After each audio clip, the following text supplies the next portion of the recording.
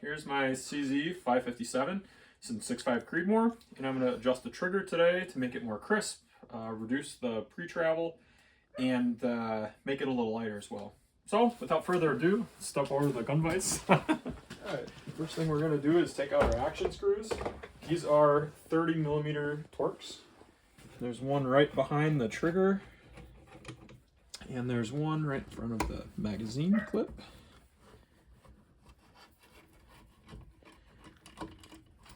Okay, also don't forget to take the magazine out there. And now this should just slide right off, like so. Set that aside. Now we've got the stock off the rifle. Let's first start with our trigger pull. Trigger pull is adjusted with a 2mm wrench and a 7mm or a 2mm Allen wrench and a 7mm box wrench. You can see here it's this little adjustment piece on the trigger itself. You loosen this nut just like so. Crack that free and back that off. And then this is your adjustment. Screw this Allen key in towards the trigger for a heavier trigger pull. Screw this out for a lighter trigger pull. You can take this all the way out, and then this set screw isn't touching the spring. If you want the bare minimum trigger pull, in this case, that's how I'm setting this rifle. I'm just going to screw this in essentially with my fingertips until I feel a tiny bit of resistance there. I'm going to screw this set screw in, and then I'm going to take my wrench, and this is a good idea to hold that 2mm Allen while you do this. I try and film this in a decent manner here. I'll hold that Allen so that doesn't move, and I'll simply snug that down. Not crazy tight, finger tight, or wrench tight, I suppose. Okay, now we'll adjust the trigger travel, and that's done with the set screw in the trigger right here. That is a 1.5mm Allen wrench. Simply put the wrench in the set screw there, and I'll do it this way. Cock the mechanism, and then simply tighten the screw in to remove pre-travel. Screwing that in, and right when that snaps is right where that's going to go off. So now you can essentially back this back off any given amount. I don't like a lot of pre-travel.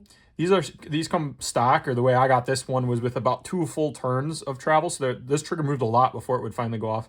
I'm simply going to do a little more than 1/4 of a turn back, just about like that.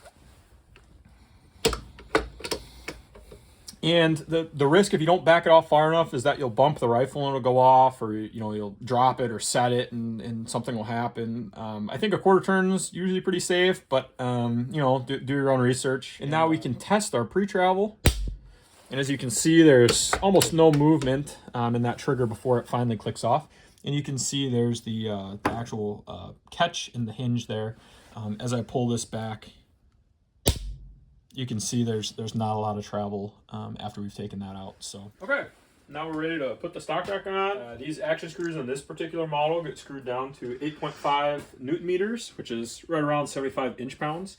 And there's a process I do with this that I found worked best when I had some shifty groups after I reinstalled the action a time before. Anyways, my process now looks like this.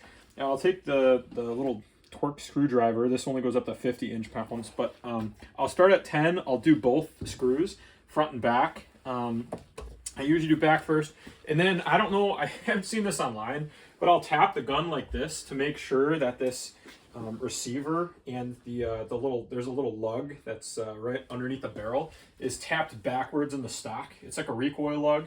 And anyways, then I go up to 20 inch-pounds, do it again, and just do that until it's fairly snug on there, and then I'll do the final tightening. And that just ensures that there's no slop in between the receiver and the stock when you go ahead and tighten them. I had accuracy issues before just tightening both of them down, and that seemed to solve it when I go through that method of just even torque on both of them, and then bumping them back for the first couple tightenings. So anyways, hope that helps. Thanks.